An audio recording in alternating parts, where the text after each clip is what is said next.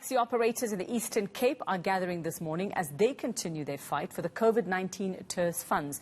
They say the Labour Department confirmed that the funds were released to taxi associations. Last night, 8 buses were torched in Kariega, and the police are investigating if the incident is linked to that protest. Well, our reporter Ronald Masinda has now moved to the nearby town of Kariega, also in the Eastern Cape. We believe some taxi drivers are gathering there as well. Let's find out what's happening now with Ronald. Ronald, a very good morning to you. And does it seem like this fight has now been taken to Kariega? Yes, indeed, Yuveka, because where we were earlier in Kariega, the situation still remains tense, but this is before a 10 o'clock meeting where the taxi associations and representatives will be meeting with the mayor to perhaps try and resolve some of the issues. Here in Kariega, we are in a community called Kamesha, and the situation remains really tense. But just to give us a better understanding of what the issues are here on the ground, we are joined by the taxi owners here in Kamesha. We're going to start off with you, Mr. Julian Daniels. First of all, are you also in solidarity with what's been happening in Kariega? Yes, I'm also, because of the association of PE, they cried out for money they didn't get. So we are here to help them because we want also that money. We've seen quite a lot of cars being turned back. People, you guys obviously saying that you cannot be driving here. Is your fight also towards other forms of taxi drivers, your Uber services and so forth? Yes, the Uber services but the cabs, the Ubers and all, they must be here to join us on this day because we all are losing money and the stuff, and we are very sorry for the people that's not going to work. Mr. Whiteboy, let me bring you to the conversation. In terms of what Mr. Daniels has just said, what is the way forward? Have you been speaking to the associations based there, and what are they telling you? I'll keep it for you, sir. They're telling me it's about the situation is about the money they didn't get, and the road, all the potholes and all the things. That things must come right. They must make it right.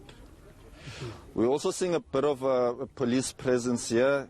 Were there any violent scenes that were reported?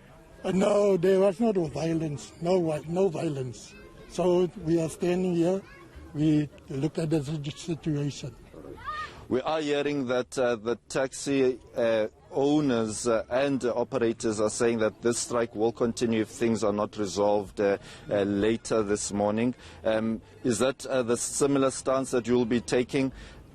Yes, they will continue if that things is not rectified.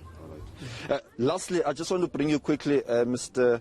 Daniels. What if then this thing continues? Because the concern on the ground is that we're seeing a lot of children who are unable to go to school because of a lack of transportation. Don't you feel perhaps as sorry or hurt for those who are affected? As I said earlier, I'm sorry for the people that's not going to work and the children not going to school, but they must compromise themselves because we are in a struggle here.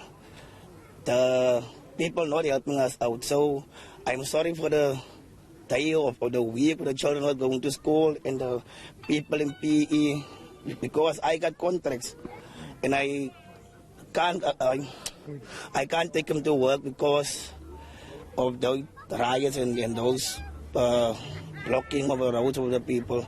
That's why we as Youthnik, the people from PE, came to us to come and join on this day. That's why we stand behind them. And I'm sorry for the children not going to school, as I said earlier, and the people not going to work. So if these things resolves on past 10 or 11 o'clock, I'd be glad.